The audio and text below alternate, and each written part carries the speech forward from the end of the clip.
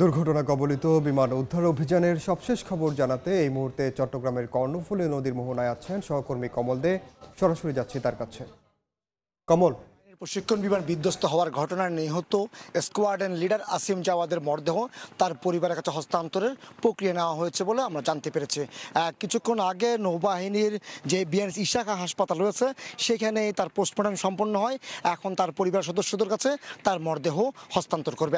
অপরদিকে যে আপনি যেন আগুন লাগার পর যে বিমানটি বিধ্বস্ত হয়ে কর্ণফুলী নদীর যে মোহনা অংশে পড়েছিল সেটিতে এখনও তল্লাশি চালিয়ে যাচ্ছে বাংলাদেশ নৌবাহিনী। বিশেষ করে মোহনাকে বিপদমুক্ত করার জন্য এবং বিমানটি উদ্ধারের জন্য সেই নৌবাহিনীর তৎপরতা। আপনি জানেন সকাল 10:20 কিন্তু ঠিক এই পয়েন্টেই বিমানটি উড্ডয়ন করে জোরলো ঘাটের দিকে ফিরছিল। আকাশে বিমানটিতে আগুন লেগে যায়।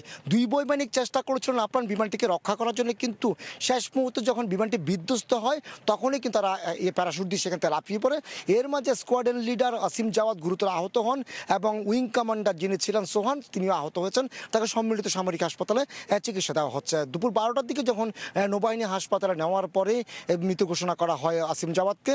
এরপর তার পরিবার সদস্যরা এসেছেন নৌবাহিনী হাসপাতালে এবং তারা সেখানে তার পোস্টমর্টম সম্পন্ন হয়েছে এমনই তথ্য আমরা জানতে পেরেছি। এরপর তার মরদেহ নিয়ে যাওয়া হবে জৌরলকাঠিতে, সেখান থেকে পাঠিয়ে দেওয়া হবে তার গ্রামের বাড়ি ঢাকার মানিকগঞ্জে, এমনটা আমরা তথ্য জানতে পারছি। তার একটি বিষয় যেটি হলো এই নদীর যেখানে অংশের মধ্যে বিমানের দুটি ভাঙা অংশ পড়েছে সেটি হলো বঙ্গোপসাগর এবং কর্ণফুলী নদীর মোহনা। মূলত চট্টগ্রাম বন্দরগামে যেসব দেশি বিদেশি জাহাজ রয়েছে এইসব জাহাজ কিন্তু এই রুট দিয়ে চলাচল করে। তাই এই মোহনাকে নিরাপদ করার জন্য নৌবাহিনী সকাল 11টা থেকে তারা ডুবুরির মাধ্যমে সেই বিমানের ভাঙা অংশ দুটি শনাক্তের চেষ্টা করে যাচ্ছে। তারা ডুবুরি ম্যানুয়াল প্রতি ডুবুরি নামিয়েছে এবং একই সাথে তারা অত্যাধুনিক যে সোনার সিস্টেম সেটিও তারা ব্যবহার করেছে তাদের, এবং জাহাজ উদ্ধারকারী জাহাজ বলবান সেটি তারা প্রস্তুত রেখেছে কর্ণফুলী নদীর পাশে এনে, যাতে যদি সম্ভাব্য একটা স্থান তারা পেয়েছে বলে আমরা জানতে পেরেছি। যে সম্ভাব্য স্থানটি তারা লাল একটা বেলুন দিয়ে তারা চিহ্নিত করে রেখেছে। হয়তোবা কালকে সকাল থেকে আবার উদ্ধার কাজ শুরু হবে এই বিমানের ভাঙা অংশ দুটি উদ্ধারের জন্য। ইতিমধ্যে বিমান বাংলাদেশ নৌবাহিনীর যে উদ্ধারকারী জাহাজ বলবান সেটিও নিয়ে আসা হয়েছে। আমরা দেখেছি বাংলাদেশ নৌবাহিনীর 3টি ভাগে বিভক্ত হয়ে একটি দল ম্যানুয়াল অর্থাৎ শারীরিকভাবে যারা অভিযান চালাচ্ছে তারা রয়েছে স্পটের মধ্যে, এবং দ্বিতীয় অংশ রয়েছে নদীর পারে।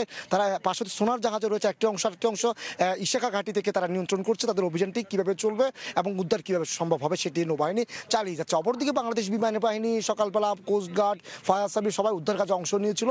প্রথম পর্যায়ে কিন্তু বিমানটি বিধ্বস্ত আসলে আগুন ধরে যায় আকাশের মধ্যে।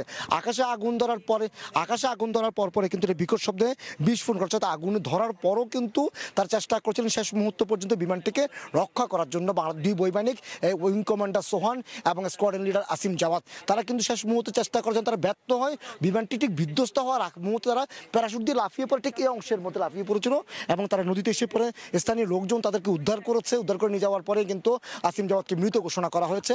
সোহানকে চিকিৎসা দেওয়া হচ্ছে সম্মানিত সামরিক হাসপাতালে।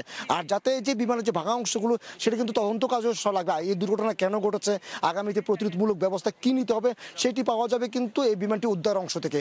যেখানে নৌবাহিনী চেষ্টা করছে, আপ্রাণ চেষ্টা চালিয়ে যাচ্ছে এই ঝুঁকি নিয়েও তারা, কারণ যারা একটি বিপদসংকুল এলাকা কর্ণফুলী নদী এবং বঙ্গোপসাগরের মোহনা হওয়ায় এখানে তীব্র ঢেউ রয়েছে, স্রোত রয়েছে। তাই এর মাঝে নৌবাহিনী চেষ্টা করছে বিমানের ভাঙা অংশ দুটি উদ্ধার করার জন্য। তো এখন পর্যন্ত আমার কাছে ছিল আজকে সকালে যে বিমান দুর্ঘটনা, সেই দুর্ঘটনায় স্কোয়াড্রন লিডার আসিম জাওয়াদকে মৃত ঘোষণা করা হয়েছে। তার পোস্টমর্টম সম্পন্ন হয়েছে, পরিবারের কাছে হস্তান্তরের প্রক্রিয়া চলছে। অপরদিকে বিমানের ভাঙা অংশগুলি উদ্ধারের জন্য নৌবাহিনীর চেষ্টা চালিয়ে যাচ্ছে। তার সর্বশেষ।